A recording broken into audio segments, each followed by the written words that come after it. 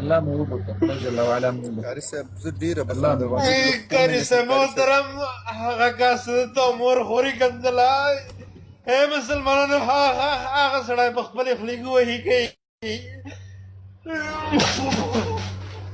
خدای او په قرآن مې د قسم یو قاري صاحب یو پوښتنه لرم. ښه، څوک یاست؟ قاري صاحب پوښتنه مې دغه ده چې د شیعه او د سني واده کېدلی شي په خپل منځ کې؟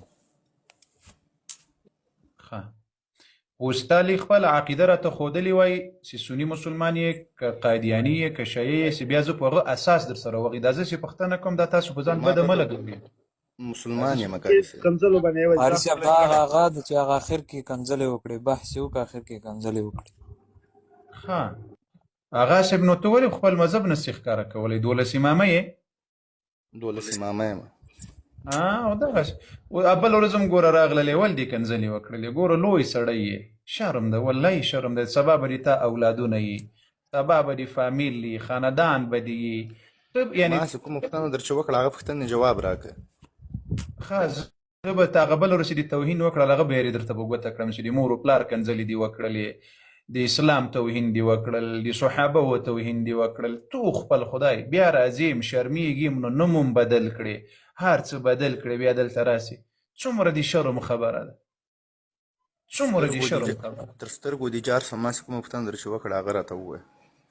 ښه، زه اوس یعنې که زه جواب درکړم بیا به انشاءالله هغه درته قبول وي او که به قبول نه وي؟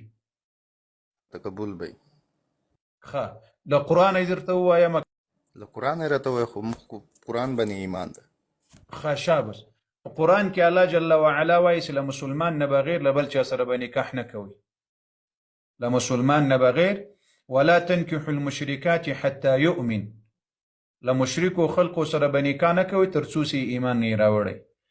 الله جل وعلا وایي ولا تمسکوا بعصم الکوافر، الله وایي تاسې به کافرې ښځې په نکاح کې نه ساتئ.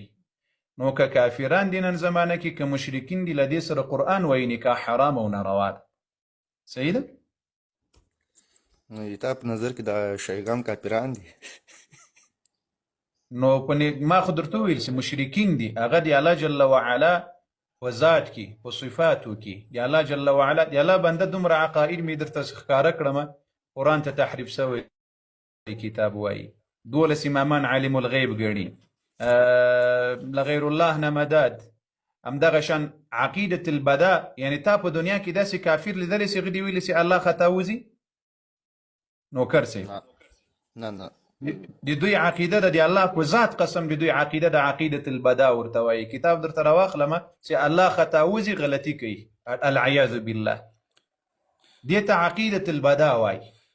قاري صاحب قربان دې سمه یو خبره پوښتنه بله دغه ده چې الحمدلله ماشاءالله د موږ ملایان دي د تاسې ملایان دي د هغه عام انسانان لکه موږ چې یو دا اورېدونکي چې دي موږ به څرنګه کوو؟ موږ به په شا پسې ولاړ سو. ته ووایه شیعه کافر ده، شیعه وایي ته کافر یې. ګوره د زړه سره ګوره یو دقیقه مخکې ما په دې اړه باندې ما ډېر خبرې وکړې، ډېر نصیحت مې وکړل چې ای مسلمانانو ما او تا دپاره معیار دا نه ده چې زه په چا پسې لاړ سم. ما د تا دپاره معیار قرآن او احادیث د رسول الله دي. لکه څنګه چې قرآن امر راته کوي واطیعوا الله واطیعوا الرسول، ما او تا اولنی معیار دی ما او تا دپاره د الله کتاب قرآن ده. دوم معیار دی ما او د تا دپاره احادیث د رسول الله صلی الله علیه وعلى آله وسلم دي. بیا له هغه نه وروسته خلق دي. که خلق چیرې د قرآن او د احادیثو په رڼا کې ژوند او زندګي کول او د هغه په ژوند او زندګي برابر ول، زه پسې مخکې ځه. اته که هر څوک وي، اما که داسې وي مثلا یو سني وي دغه عقیده له قرآن او له حدیث سره برابر نه وي، هغه سني نه ده. که هر څوک وي د ما او د تا دپاره معیار د الله جل وعلا دا کتاب ده قرآن، بیا وروسته احادیث د رسول الله صلی الله علیه وعلى آله وسلم دي.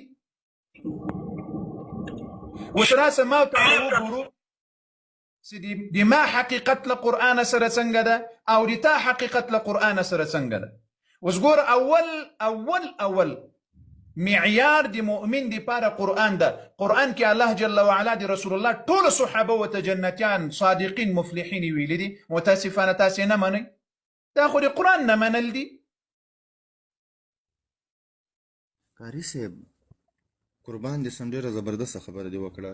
زه اوس دې ته ایران یم چې سني علما وایي چې شیعه وایي چې دا قرآن داسې خپله دی جوړ کړی ده او شیعه وایي چې یا سنیان یې داسې کوي او دا به اخر به موږ په کومه لار د عام انسانان په کومه لار ولاړ شي خبرې ته غوږ ونیسه قاري صاحب. زه چې اوس قرآن ته ولاړ سم ته وایې نه چې د تا ملایانو کومه تجربه کړې ده په پښتو کې لا په اردو کې لا په عربي کې لا کار څرنګه ده ترجمه پوه شئ ته وایې چې مطلب دا غلطه ده سنیانو ته چې ورسم هغه وایي یا نه دغه داسې زه ترجمه کې نه یم غږېدلی ما فقط قرآن کریم درته راواخیستل ترجمې ته مه ځه دا قرآن عظیم شان ده دا قرآن عظیم شان ده الله جل وعلا وایي زه ګوره ترجمه زه فقط الفاظ د قرآن درته ترجمه کوم والذین هغه کسان آمنو چې ایمان یې راوړی وهاجروا هجرت یې کړی ابو بکر و عمر و عثمان دې صحابه و هجرت وکړل که یې ونه کړل وکړو ښه جهاد یې وکړل د الله په لار کې که یې ونه کړل رسول الله صلی الله علیه وسلم سره کړی ده قاري صاحب ښه والذین آووا ونصروا وس انصار الله خي هغه کسان چې ځای ورکړل مدد یې وکړل اولئک هم المؤمنون حقا الله وایي دغه مهاجر او دغه انصار دا ټول حقیقي مؤمنان دي د تا کتابونه ورته کفار وایي منافقین ورته وایي اوس دغه ځای کې ته به خپل کتاب منې که به قرآن منې نه بېشکه قرآن به منم قاري صاحب خلاص شو اوس اهل سنت والجماعت د صحابه په منلو کې حق منونکي خلق دي او که تاسې حق منونکي خلق یاست معلومات خو الله خدای ته به قاري صاحب زه به څه ووایم یار ودې زړه سره ما خو نه د ملا خبره درته کړې نه مې ترجمه د بل چا درته کړې فقط هغه الفاظ مې درته ترجمه کړل راسه ما ته ګوره د زړه سره خیر بیا په اخر کې تا عادت دا کنځلې کوي پروا نه کوي آینه راواخله داسې آینه راواخله آینه نه مې مراد قرآن ده دا نشي لویه شیشه راواخلې تیرنم پکې واړی نه قرآن راواخله قرآن ته داسې مخکې د آینې په شکل یې وګوره ځان پکې وګوره چې آیا د تا ایمان اسلام عقیده دغه قرآن کې سته او که نسته قاري صاحب اخیرا کې بس خالد دا وایم ما له خبره بس خالد د هدایت دوا وکړه چې الله پاک دې تا دوا قبوله کړي اته زه درسم لاړم الله جل وعلا د صراط المستقیم نصیب کړه خدای جل وعلا د قرآن هدایت نصیب کړه موږ سره له دې ټولو لیدونکو اوریدونکو مؤمنانو مسلمانانو هغه لاره راپیکې چې د خدای او د خدای رسول به پرې راځي بس قاري صاحب نور بس څه ووایم امین الله دې هدایت بلم درته ساتلې دغه به ان شاء الله تعالی زه بیا تا کوم قاري صاحب ان شاء الله تعالی خبر او د خدای او په قرآن مې د قسم یو قاري صاحب رښتیا به درته ووایم ووایه بالکل ووایه قاري صاحب خبره دا چل ده چې ګوره قاري صاحب زه نه تا پېژنم نه ته ما پېژنې قاري صاحب ما خوب لیدو بیا د مخ خواته یو ډېر غټ جماعت جوړېږي د خدای کور خوب مې لیدو قاري صاحب ته مې په خوب لیدلې دا د ټولو مسلمانانو له مخه درته وایم او هغو ذات مې د قسم مې چې د چاپ قبضه کې د ما ځان ده قاري صاحب ته بیان کوې وایې مسلمانانو دا زه د رسول الله صفت کوم تاسې وایئ چې دا رسول الله څرنګه ده نو راسې مسلمانانو تاسې رسول الله در وښیم قاري صاحب زه داسې ورته وګورم ته دا لاس داسې کې دا ښی لاس داسې کوې دغه د رسول الله ناست دی مخامخ ورته وګورئ که رسول الله داسې په جګ کې ناست وي قاري صاحب نو دا خوب قاري صاحب ما ډېر په زړه کې ارمان و داسې ما تا ته کنځلې وکړې قاري صاحب ما دا خوب ولیدو قاري صاحب زه ډېره بخښنه درنه غواړم نعره تکبیر الله اکبر ولله الحمد نعره تکبیر الله اکبر ولله الحمد قاري صاحب ما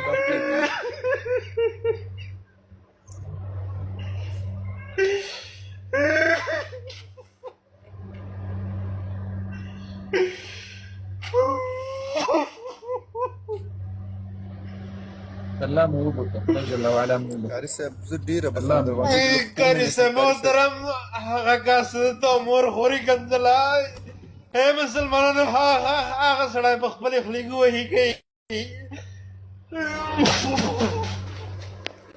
الله مو ملس خدای مو ملس قاری صاحب دا خوب د ما په زړه کې ډېر غټ ارمان و چې زه به قاري صاحب ته وایم قاري صاحب زه ډېره بخښنه درنه غواړم په تا باندې د رسول الله ډېر نظر ده نو باید داسې ما معاف کړي قاري صاحب. الله مو بخښنه نصیب کړه خدای مو هدایت له موږ سره نصیب کړه الله دې تاسې او د تاسې فامیل او د تاسې ټول خاندان اله العالمین مو د رسول الله صلی الله علیه وسلم په طریقو برابر کړه الله مو د رسول الله صلی الله علیه وسلم شفاعت نصیب کړه الله جل وعلا قاري صاحب زه درنه ولاړم قاري صاحب بس په دعاو کې مې یاد ساته. الله مو ملس دا خوب او دا خوب به زه د قیامت په ورځ د محمد رسول الله تر مخ درته بیانوم قاري صاحب. الله زه درنه لاړم قاري صاحب د خدای په امان. الله اکبر دا دوستانو ټول مؤمنان د چا چې زړه ور باندې دردېدلی ده دغه وروره بله ورځ راغلل بیا یې د صحابه و په اړه باندې بعضې ډېرې داسې سمې خبرې ونه کړلې بیا یې په اخر کې ما ته ډېرې تیزې خبرې کنځلې راته وکړې توهین یې وکړل نو الله دې ده ته هدایت نصیب کړي موږ له چا نه په دنیا کې بدله نه اخلو د موږ ګورې مسلمانانو د الله په ذات قسم حق یوازې موږ ته مخکې حق داسې هغه کتاب الله قرآن او رسول الله ده د الله په ذات قسم که مې یوه لحظه په میډیا کې په دې تیر کړي وي چې له چا نه په دنیا کې یو بدله واخلو یا یو څه بل څه واخلو د الله جل وعلا دپاره مې هغه شی یو وطن بښنه ده چې هغه په ناپوهي کې د موږ توهین او سپکاوی کړی هغوی ته هم لا بښنه ده د ما توهین چې کړی سپکاوی الله دې هدایت ور نصیب کړي الله جل وعلا دې د قرآن د اهل بیتو د پاک دین د اهل بیتو د پاک عقیدې د اهل بیتو د پاک مذهب هدایت دی الله جل وعلا دوی ته ور نصیب کړي